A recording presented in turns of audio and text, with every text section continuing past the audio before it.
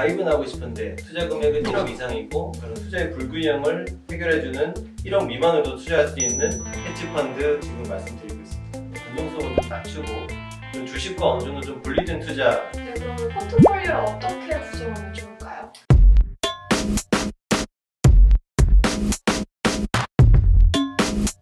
네, 안녕하세요. 이 기자입니다. 지난 시간 소액 투자로 적립식 펀드를 할 수 있는 방법에 대해서 알아봤는데요.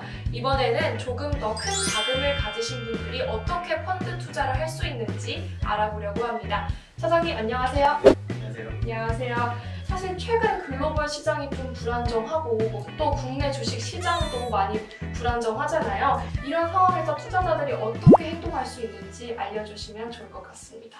네, 말씀하신 것처럼 최근 글로벌 시장이 미중 무역 분쟁이나 한일 관계, 또 북미 관계, 홍콩 등의 영향 등으로 좀 굉장히 혼란스럽고 또 미국 연준의 금리 결정이나 환율, 유가 등에 인해서 좀 굉장히 좀 민감하게 움직이고 있습니다. 그렇기 때문에 한 곳에 모든 자금을 다 투자하기보다는 포트폴리오를 구성해서 투자하는 것을 추천드립니다. 네, 그러면 포트폴리오를 어떻게 구성하면 좋을까요? 오늘 제가 그 세 가지 펀드를 좀 준비를 해봤는데요.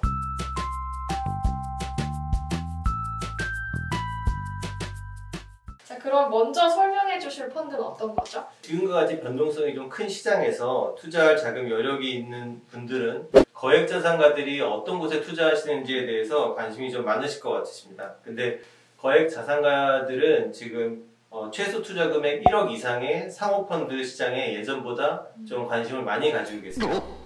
그러나 좀 여유자금이 1억 이상이라 그래도 그거를 한 곳에 넣는 게 사실은 좀 부담스러운 일일 텐데 1억 미만의 자금을 가지고도 사모펀드 시장에 투자할 수 있는 펀드가 있어서 좀 소개를 해드리려고 합니다. 어떤 펀드가 있죠?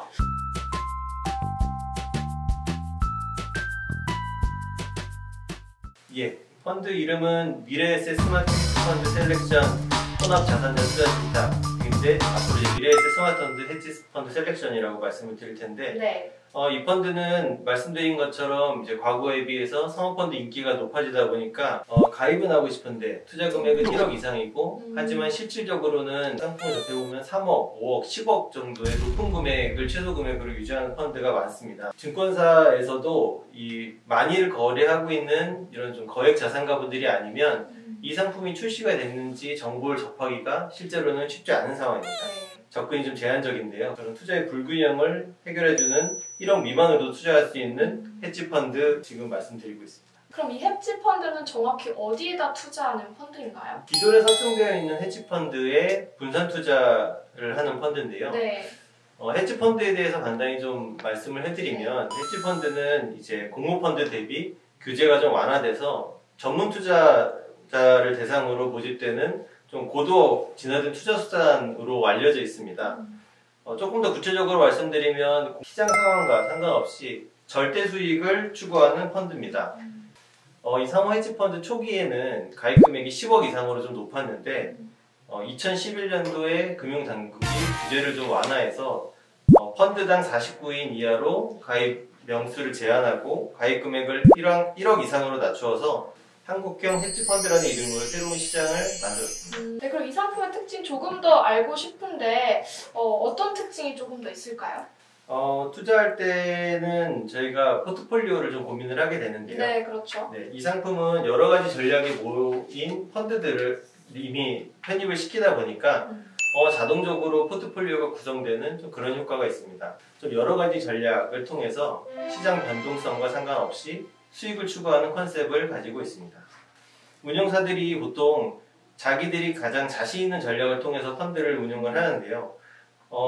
운용사별로 가장 자신 있는 펀드들을 모아서 한 개의 펀드를 다 만들다 보니까 뛰어난 성과를 기대할 수 있게 되고 운동으로 팀은 약간 올스타팀 같은 그런 모습을 좀 기대할 수 있겠습니다.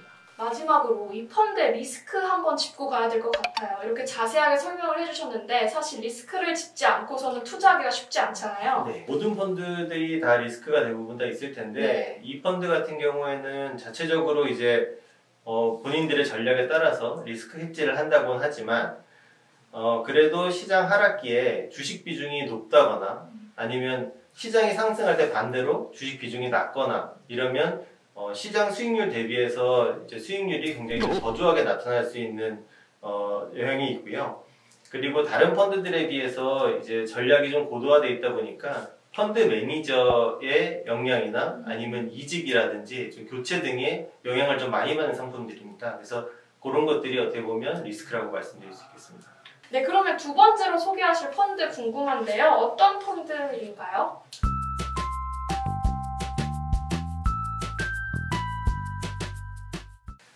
두 번째로 말씀드릴 펀드는 하나 글로벌 리츠 부동산 자투자 신탁 리츠 재간접형 펀드입니다.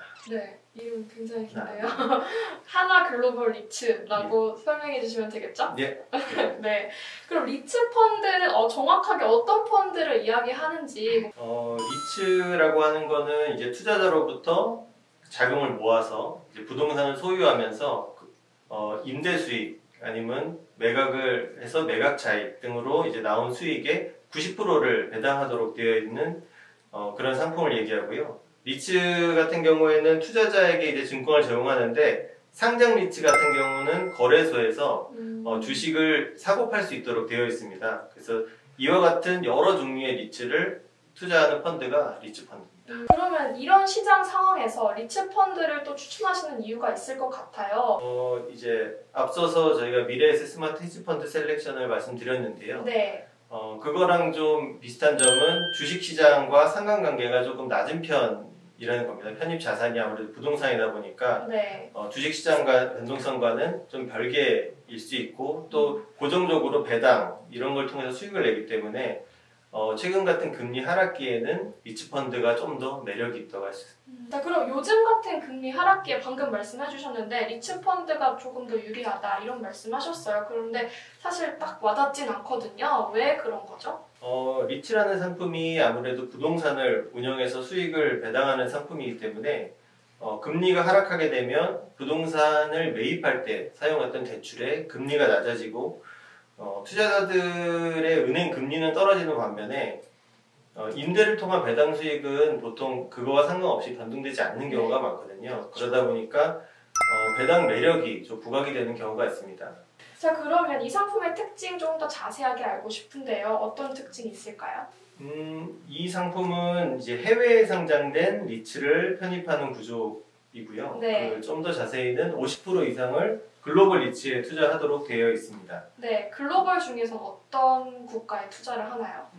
아무래도 시장이 가장 큰 미국, 일본을 중심으로 해서 홍콩, 영국, 호주 등지에 있는 리츠에 투자를 하는 상품입니다. 그런데 보면 이제 해외 부동산에 투자하는 상품이라고 말씀을 하셨어요. 네. 그런데 해외 부동산에 투자하는 것이 지금과 같은 시기에 조금 더 유리한 이유가 있다면 어떤 게 있을까요? 미국 시장이 네. 전 세계적으로 리츠 시장이 가장 크고요. 네. 우리나라 시장은 뭐 잘 알고들 계시겠지만 정부 정책이나 이런 것들에 의해서 지금 좀 불안정한 모습들 많이 보이고 있습니다. 네. 하지만 미국은 경기 자체가 좀 안정적이기 때문에 부동산에서 나오는 수익률도 안정적이고 좀 좋아지는 그런 상황이 되어 있습니다. 리츠에서는 임대료가 얼마나 안정적으로 잘 들어오는가가 중요한데요. 미국이나 일본 같은 경우에는 지금 현재 실물 경기가 그래도 괜찮은 편이어서 다른 시장에 비해서 문제가 생길 가능성이 조금 적다고 할 수 있고요. 또 변동성이 큰 시장에서 안정적으로 배당이 가능하다는 장점이 있습니다. 네, 잘 들었습니다. 그러면 마지막으로도 질문 드리고 싶은 게 있는데 이 펀드가 미래에셋 스마트 헤지 펀드 셀렉션과 마찬가지로 좀 투자자들에게 접근이 용이한 상품이다라고 말씀을 해주셨잖아요. 그 이유는 어떤 이유가 있을까요? 앞서 거액자산가들이 상호펀드에 대한 관심이 늘어났다는 말씀을 드렸는데 네. 그 중에 한 종류가 이제 부동산 자산을 이용한 상호펀드 형태를 갖추고 있습니다. 근데 그게 오피스나 아파트 건설에 필요한 자금을 이제 투자자들이 빌려주고 이자를 받는 보통 흔히 얘기하는 부동산 PF 상품인데 네. 이것 또한 최소 가입 금액이 높고 일반 투자자들은 이제 그 물건의 상태가 어떤지 이런 것들을 직접적으로 검토하기가 힘들어서 좀 투자에 어려운 상황이 되어 있습니다. 근데 이 하나 글로벌 리츠 같은 경우는 좀 비교적 적은 금액으로도 투자가 가능하고 또 이제 리츠 투자의 전문가들이 선별된 종목을 통해 투자를 하기 때문에 한 번 더 필터링 되는 효과가 있습니다. 네, 그럼 리스크 요인은 어떤 게 있을까요? 급격히 글로벌 경기가 둔화가 되거나 그럴 경우에는 이 가지고 있는 자산에 공실이 발생하거나 또 뭐 건물 자체에 좀 뭐 붕괴라든지 좀 이런 문제가 발생했을 경우에 배당에 문제가 생기면서 이 펀드 수익률 자체에 좀 영향을 끼칠 수가 있습니다. 또 이게 상장되어 있는 자산이다 보니까 그 금융위기 같이 좀 급격한 하락 시기에는 네. 투자자들이 유동성을 회수하는 차원에서 이제 상장 리스트들도 같이 매각을 하기 때문에 자산 가치가 하락할 가능성이 있습니다. 네, 잘 들었습니다. 이렇게 한화 글로벌 리츠 펀드까지 설명을 해주셨어요. 그런데 이제 앞에 소개하신 두 펀드를 살펴보면 말씀하신 것처럼 주식시장 변동에 덜 민감한 상품들로 구성이 되어 있잖아요. 그런데 여유자금으로 투자하고 싶은 투자자들이 주식형 투자로 약간 공격적인 투자를 원하실 수도 있잖아요. 이런 경우에는 어떤 펀드를 주로 추천하시나요?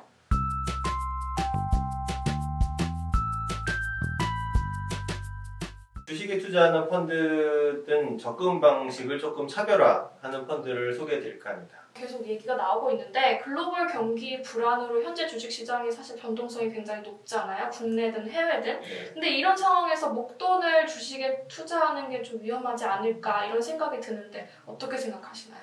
그래서 이제 변동성이 크고 이미 미국 시장 같은 경우에 상승도 다 종목들이 많이 했기 때문에 잘 큰 자금을 투자하기가 사실은 좀 주저하게 됩니다. 그래서 그럼에도 불구하고 저희가 좀 투자를 해야 되고 그리고 좀 다소 높은 수익을 좀 추구를 하고자 한다면 이렇게 개별 주식보다는 장기적으로 이슈가 되고 있는 컨셉을 투자해서 그쪽 섹터에 투자를 하는 것도 좋은 방법이라고 생각이 됩니다. 그래서 제가 NH 아문디 올스택 글로벌 실버 에이지 펀드라는 펀드를 제가 소개해드릴까 하는데요. 이 펀드는 이제 실버 에이지 특화, 고령화 사회가 됐기 때문에 그런 실버 산업 대표 기업에 투자하는 펀드입니다. 네, 고령화가 트렌드인 거는 뭐 다들 알고 계실 텐데 이게 직접적으로 투자로 연결될 경우에는 정말 수익성이 있을까요? 그게 궁금한데요. 전 세계적으로 통계를 봤을 때 네. 지금 65세 이상이 가장 부유한 연령층으로 나와 있습니다.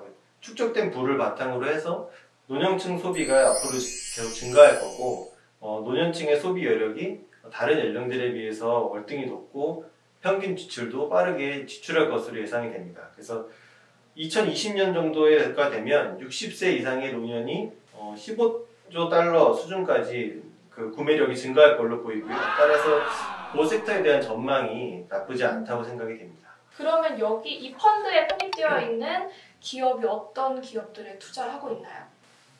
지금 이 펀드 같은 경우에는 헬스케어, 제약, 레저, 요양, 자산관리, 웰빙, 보안, 자동차 총 8개 테마에 투자를 하고 있고요. 네. 전 세계 740여 개 종목들 중에서 좀 우수한 기업들을 선별해서 투자를 진행하고 있습니다. 네. 대표적 기업으로는 저희가 좀 들어봤을 만한 기업들도 있는데요. 헬스케어 섹터의 안경 렌즈 1위 기업 애실로, 제약 섹터의 노바티스, 화이자, 웰빙의 로레알, 보안의 ADT 같은 그룹에 투자를 하고 있습니다. 글로벌 펀드다 보니까 지역도 유럽, 북미, 아시아로 좀 고루 분산이 되어 있고요. 8가지 섹터를 다 좀 분석을 하다 보니까 이 종목 섹터들은 시장 대비 성장률이 높고 상대적으로 위험은 좀 낮은 걸로 좀 그렇게 분석이 되어 있습니다. 네, 8가지 섹터에 골로 나눠서 투자가 되어 있는 상품이다라고 말씀해 주셨습니다. 규모나 구체적인 또 특징도 알아봐야 될 것 같습니다. 규모가 어떻게 되나요, 이 펀드는? 이 펀드는 모 펀드 기준으로 봤을 때 네. 글로벌 시장에 상장된 기준이 한 56억 유로 정도 되고요. 네. 원화로는 약 7조 5천억 정도 운용 규모로 네. 이게 한 2019년 2월 말 기준에서 치고요. 네네. 운용은 아문디 그룹의 자회사 그 CPR이라는 회사인데 이 회사는 테마 투자를 전문으로 운영하는 회사고 네. 테마 투자로만 한 80억 유로 정도를 투자를 진행하고 있는 좀 그쪽 분야에 특화된 그런 회사입니다. 특정 섹터 투자하는 펀드다 보니까 장기적으로 투자하는 게 과연 유리할지 이 점도 궁금해요. 사실 테마 펀드라고 하면 어느 일정 기간만 투자하고 판매를 한다든가 하는 경우가 많잖아요. 네네. 네. 그래서 그 부분을 여쭙고 싶습니다. 네, 이 펀드 같은 경우에는 좀 단기적인 상품이라기보다는 네. 장기적인 안목을 가지고 투자하는 것이 더 유리하다고 생각이 됩니다. 네.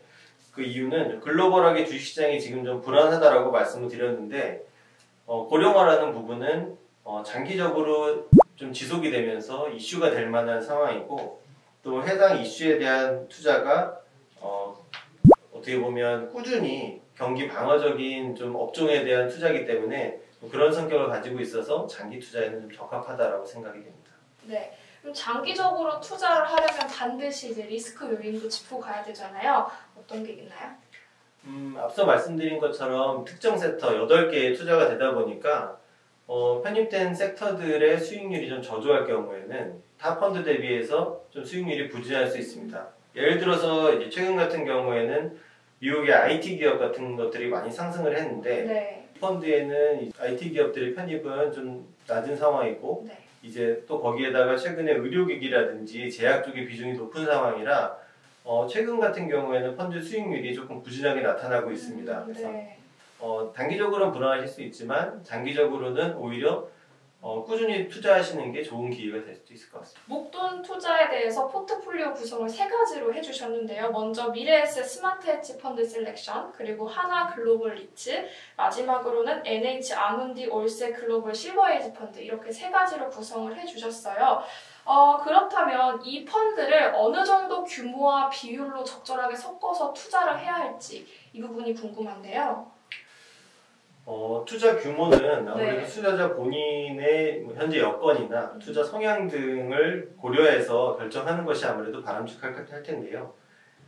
저희 개인적인 생각에서는 현재 시장 상황을 좀 고려해서 투자를 한다고 했을 때 4대 4대 2, 앞서 말씀 순서대로 4대 4대 2 정도로 투자하는 것이 적당할 것이라고 생각이 되고 아무래도 변동성 있는 주식의 비중을 조금 줄이고 주식 이외의 상품의 변동성을 좀 낮추면서 목돈에 대한 투자를 할 수 있는 방향이 그 정도 비중이라고 생각이 됩니다. 네, 투자 규모는 반드시 개인이 설정하는 것이라고 또 강조를 해주셨어요. 네. 네, 이렇게 포트폴리오 구성을 완성을 했는데요. 오늘 이야기 나눈 상품들 외에도 또 시장에서 주목받고 있는 투자 섹터도 있다고 하시네요. 시장이 지금 아무래도 불안하다 보니까 안전자산에 대한 선호가 높아지고 있고 또 안전자산의 대표적인 금펀드에 대한 얘기가 요즘 언론에 많이 나오고 있습니다. 금이나 이제 원자재에 투자하는 펀드들은 꾸준히 이제 출시가 되고 있습니다. 네. 저희 회사에서도 여러 가지 이제 금펀드 중에서 좀 대표적으로 미래에셋 인덱스로 골드 특별자산 펀드가 괜찮다고 평가를 좀 하고 있습니다. 이 펀드는 어떤 특징을 가진 펀드인가요? 이 펀드는 금 관련 ETF에 투자를 해서 국제 금 시세를 추정하는 펀드입니다. 금 현물 선물 ETF, 지금 상장되어 있는 ETF에 투자를 해서 국제 금 시세와 연동하는 걸 목적으로 하고 있고 또 금강회사 주식에 투자하는 좀 금 섹터형 펀드랑은 좀 달리 금 시세랑 괴리가 적어서 금 현물에 직접적으로 투자하는 것과 비슷한 효과를 낼 수 있습니다. 네, 알겠습니다. 네, 시장에서 주목받고 있는 펀드 소개까지 해주셨는데 마지막으로 이 포트폴리오 구성에 대해서 하시고 싶은 말씀이 있으시다고 하는데 어떤 말씀 하실 건가요? 그냥 좀 정리를 해서 말씀드리고자 하는데요. 네. 최근에 이제 금융시장이 여러 가지 이슈가 좀 많습니다. 이런 불안정한 상황이 지금 오랫동안 지속이 되면서 상당히 좀 불안 심리가 좀 높아져 있는 상황입니다. 투자 대상에 대한 안목을 좀 넓게 봐가지고 좀 상대적으로 변동성은 좀 낮추고 좀 주식과 어느 정도 좀 분리된 투자를 할 수 있으면 하는 바람에서 좀 이런 대안 상품들을 생각해 봤는데요.